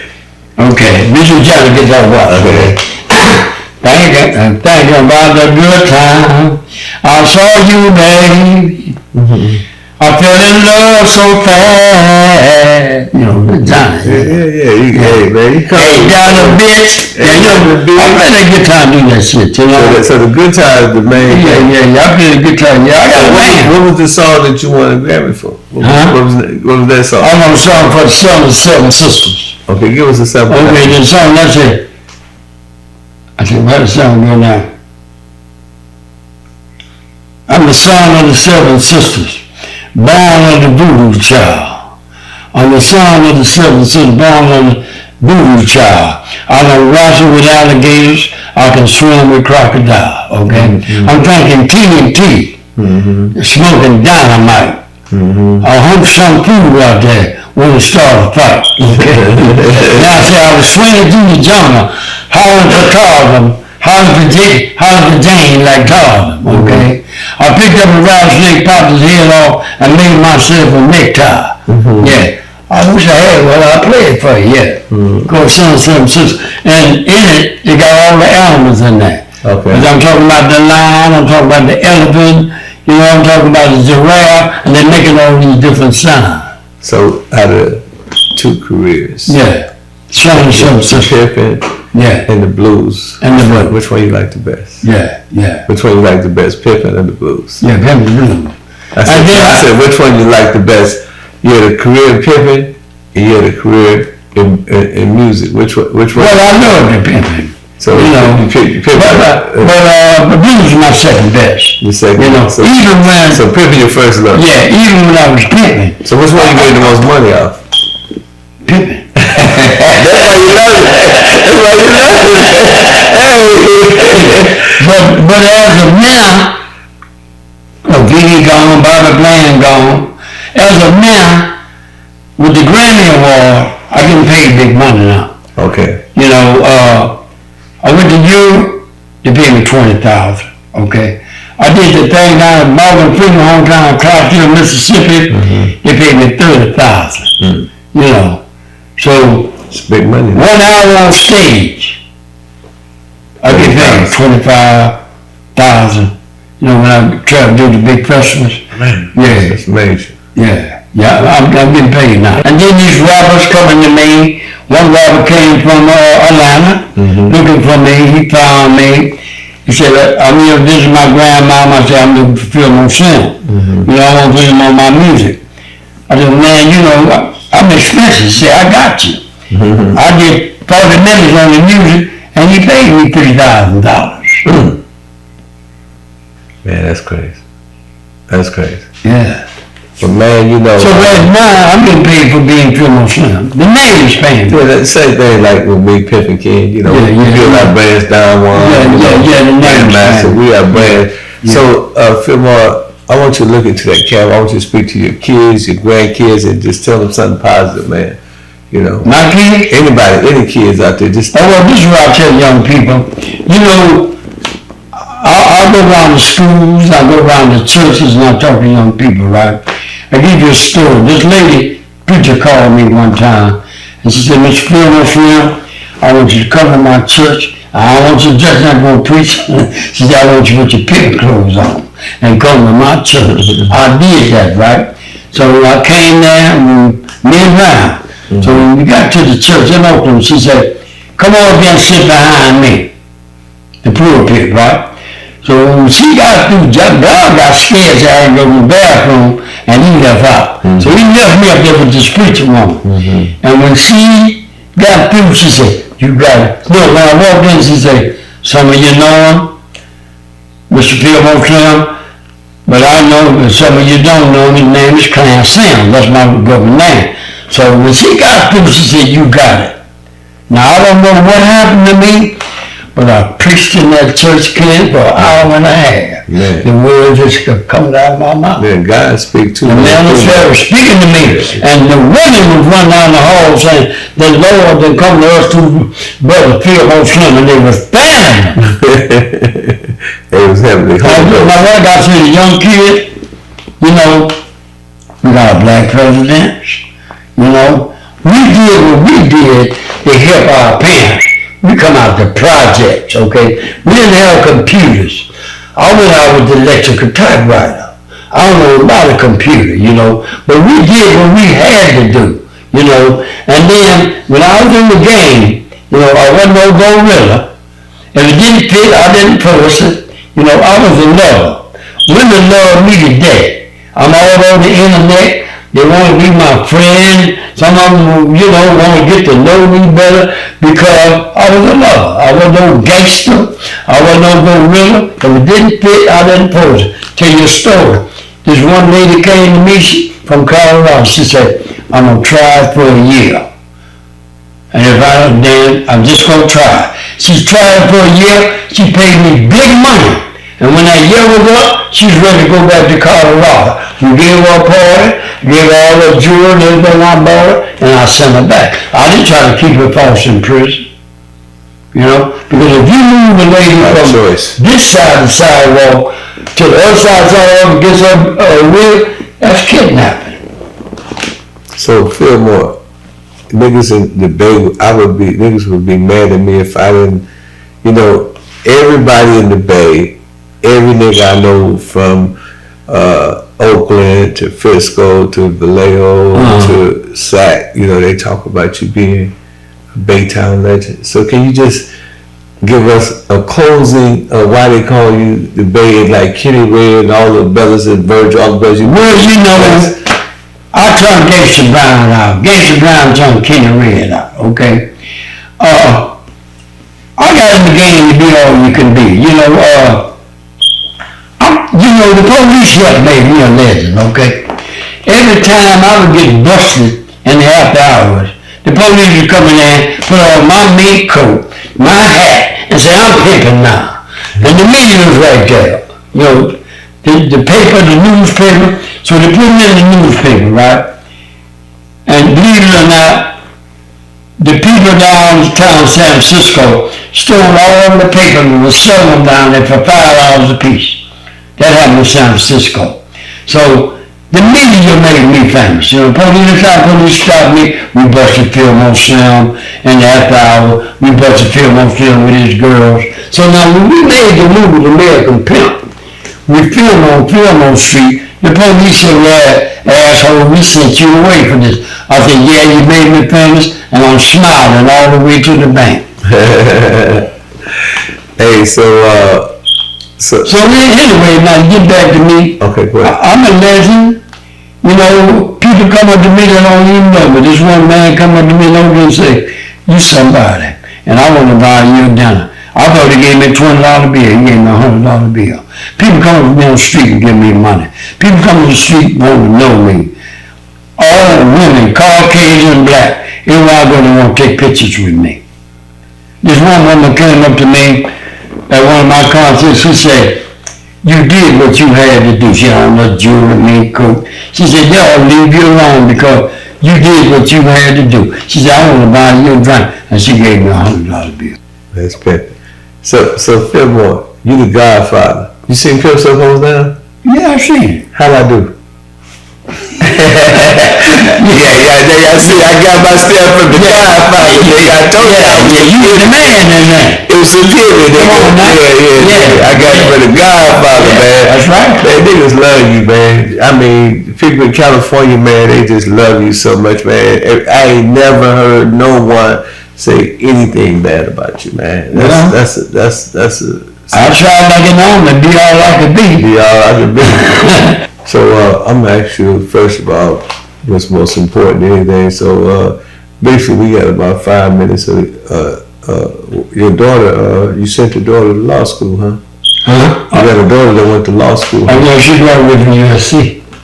She went the same time little Romeo went. Oh, They both went in at the same time. and she became a lawyer. Oh yeah, She offered 6 figures, but she working with billionaires and things. Though she corporate. And she got a baby. Her baby daddy is well, they don't kick him out. The baby daddy football team there, Ethan Westbrook. Okay. First he was with the Los Angeles Rams, then with the Niners, then with the Raiders. Now he's overseas playing ball. Okay, so the questions I want, you hear 16 bitches. If you lay down with them bitches all together, what bitch would get the nut? The one that gave me the most money. So another question. The one that gave me the most money. She went shopping and she got her due. Have you ever loved any one of your hoes? Huh? Have you ever loved any one of your bitches? Well, love things, like this here, you care for them, but you can't fall in love with your hoes because you got to keep it business. Mm-hmm. You got to think with this head, not this head. Right. You know what I'm saying? That's what I was told. But if a girl would come with me, it'd be 6 months before she could sleep with me. Right. She got to pay me at least 6 months. Okay. That means she's in orientation. Yeah, she's in boot camp. Right. She got to at least pay her way. But your man or woman, you can't say that you won't sleep with her. You won't sleep with her. Right. She your bottom, and she handling your business. Then you got to sleep with her. Yeah, a lot of squares ask that question, do pimps sleep with their hoes? Yeah. That's why I try to tell you, who else we gonna sleep with, a square bitch? Yeah, because if you got a lot of women, I used to do, each one had a night. Mm-hmm. That was Sunday night. Mm-hmm. Okay, now, it's Mary's night tonight, Sunday night. Mm-hmm. And when you with Mary, those other hoes are not allowed to bother you. Don't call me, handle your business. Handle your business. Each one of them has a night. Right. Whether you slept with them, or when you took them out, or when you took them shopping, or when you took them to a club, or whatever. Right. Yeah. Oh, that's some good pimping. You got to give them some recognition. But now, I just tell my woman this here. I know you're tired. I can't do what that trick do. Now that trick got all kind of trickerations. He can do all kind of stuff with a bitch's pussy. Right. He got all kind of movement. I want you to rub my back. I want you to do this to me. No, bitch, I can't follow him. Yeah. We just make love, we'll make love, but I can't follow that trick out there. Right. Yeah. Can't no pimp try to follow that trick. He got all kind of tricks. That's what we call the trick folk. So, man, give them your information where they can find you on social media. Well, they got me on Facebook. And my book is called Blues Man Mac. OG Fillmore Slim, I conquered the stage and the streets. And you can get it on Amazon. And if you know about my music, you go Fillmore Slim Reverb Nation, and you see all my music out there. you know, you see all about me, you know. Like I said, I'm international known and all over the world. I played all over the world. Got a chance to see the Queen on the throne, told her I was the king in America. You know, so I done been there and done that. You know, if I die tomorrow, they can bury me, I always say that, they can bury me face down in the casket. I can tell the world to kiss my ass, because I done did it. Ladies and gentlemen, I've been here with the infamous, the Godfather, the best ever did he got away with it. Hey man, listen, I know a lot of players, Gangsta Brown, you know, just a bunch of, you know, pimps up out of Oakland, man. You know, and every time they speak of this man, they speak of him in glowing terms. And, you know, he's just the Godfather, man. You know, every nigga that mag bitches over there on Clay Street, over there on International Boulevard, all up and down the tracks in the Bay Area, you know what I'm saying, they speak about this man. Even Kenny Ray used to speak about this man and talk about he was the Godfather. No one ever said anything bad about his pimping, man. So, you know, it's an honor to be here with him. Of course, we friends. We go back many, many years. We've been to a lot of players' balls together, been on a lot of sets together, you know. But to be able to do this is a pleasure. And I just want to ask him one more question before we go, because the argument is that the pimping started in the Bay Area. That it started, like the Ward Brothers and, you know, the Mac and stuff like that. Now, I told brother Young Mouth, I said, you know, for full disclosure, I did go see the movie The Mac, and I did thought I was a Mac afterwards, you know, and I was a young kid. So can you tell us about the Bay Area pimping and the Ward Brothers and shit? Well, the Ward Brothers came in from Alabama. Give you a true story. When the Ward Brothers came, they didn't come from Los Angeles. Okay? And they had other gangs, they was doing other things, okay? Before they got into the pimping, okay? They was popping that corn, okay? They got in the pimping in Los Angeles, they was popping that corn. Then when they came to the Bay, what made them big, we had a players ball in New York and Central Park. From D.C., the Ward Brothers was the only one went from the Bay Area, from California, to represent California. When nobody left from Los Angeles, when nobody left from Frisco, the Ward Brothers went, okay? And it was Frank Ward and Ted Ward. So they went back there, and they put them on the Time, and it was on the Time magazine, on the cover, okay? And that's how they got big. Okay, and Oakland, and the Bay Area, okay? But then they migrated to LA, okay? Then they put them in the movie The Mac. Okay, now that was a guy named Don Moxley had a nightclub, and a lawyer named Don Walton. Now they bought the movie from the brother out of San Quentin. His name is Cecil Poole. He wrote the movie. He sold it to them for $2,500. Okay, so they filmed the movie. Now they had my friend in there, KC from Kansas City.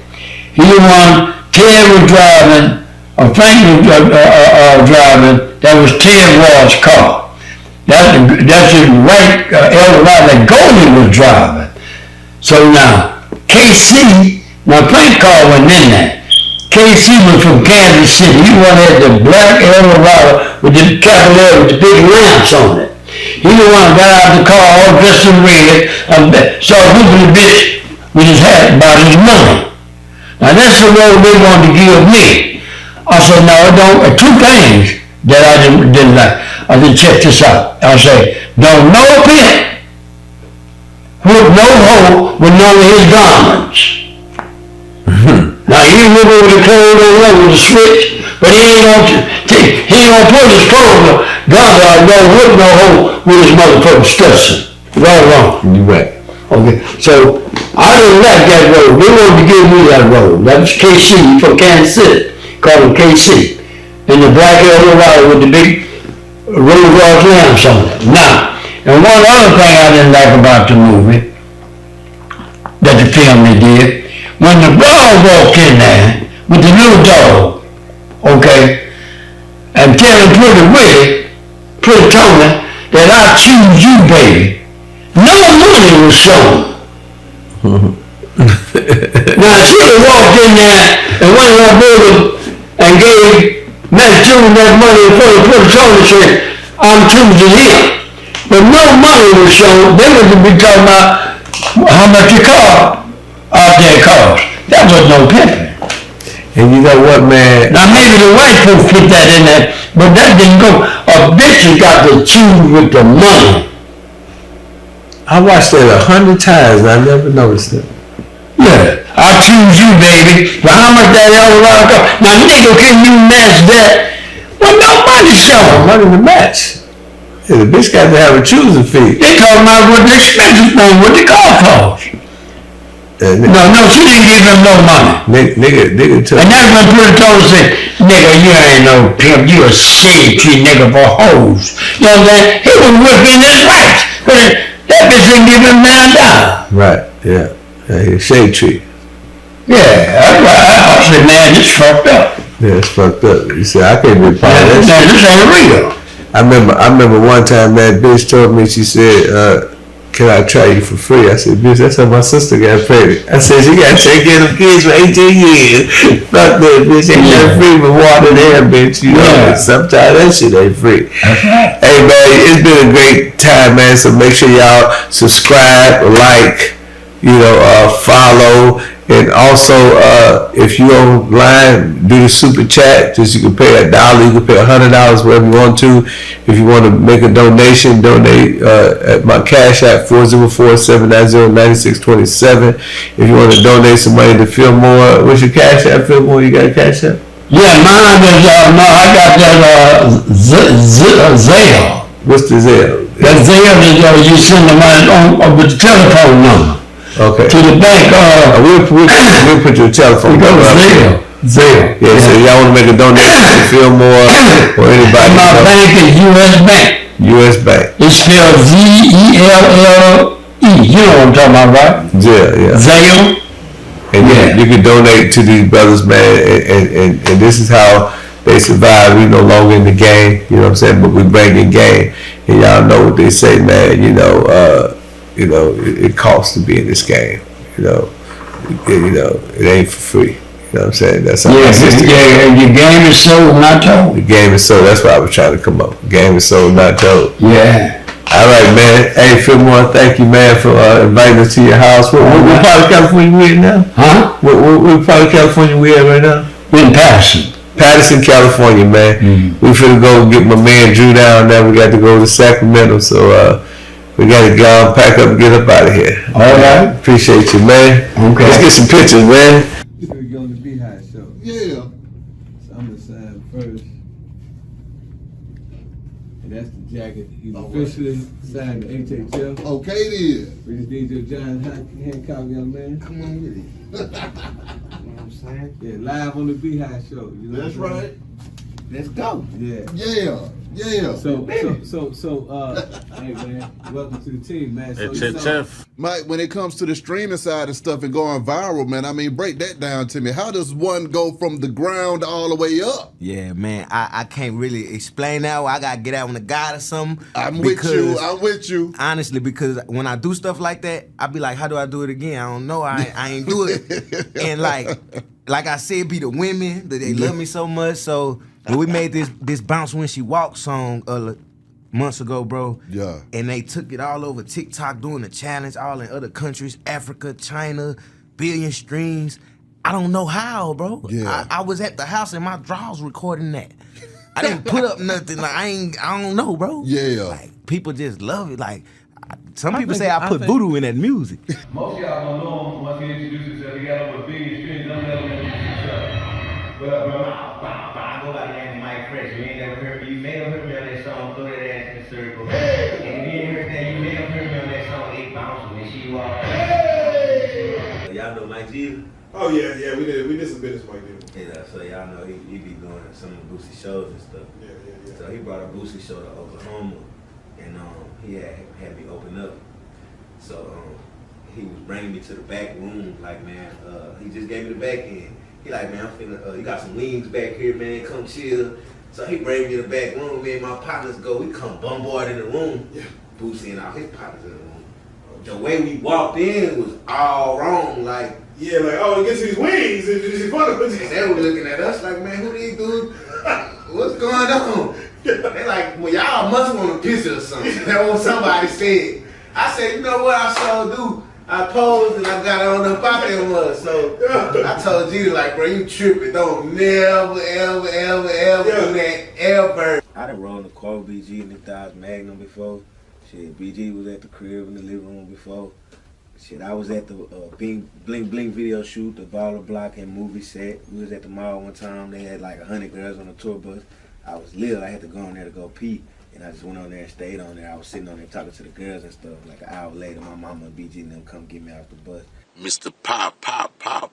The man himself, Mike Fresh, performing live HHF Networking Mondays at Ice Bar, 5456 5A Road, Atlanta, Georgia. It's free to get in, free to perform, free to park. HHF. I get my style from a lot of niggas from like just growing up, seeing a lot of niggas and like, damn, you just fly the one with a suited and booted and shit. As I grow older, I'm like, man, I gotta make sure my shit together, you know what I'm saying? Make sure I'm popping, you know what I mean? We was driving to Chicago, it was me and my pops. Well, first, he picked me up, we slide. He like, man, we finna go to Chicago, don't tell your brother, don't tell nobody. I'm like, what the pops got going on? What's up his sleeve? So we go to Chicago, we in the, I think we was in the S500. And we get there, it's a white, blonde, white lady, and she switch out the car. She pull up, we pull up, she give us the keys to a Mercedes, a black Mercedes, and we switch out the car and get back on the road. I'm like, okay, some crazy going on, Pop. I got a new project coming out. I'm still pushing brick by brick. It's going crazy right now. Love you lied to me. Said you'd always be around. Love you died in me. Left my chest vacant, no style. You ripped out my heart. You tear me apart. Your sticks and your stones are breaking my bones. But it's sickening to say you won't leave me alone.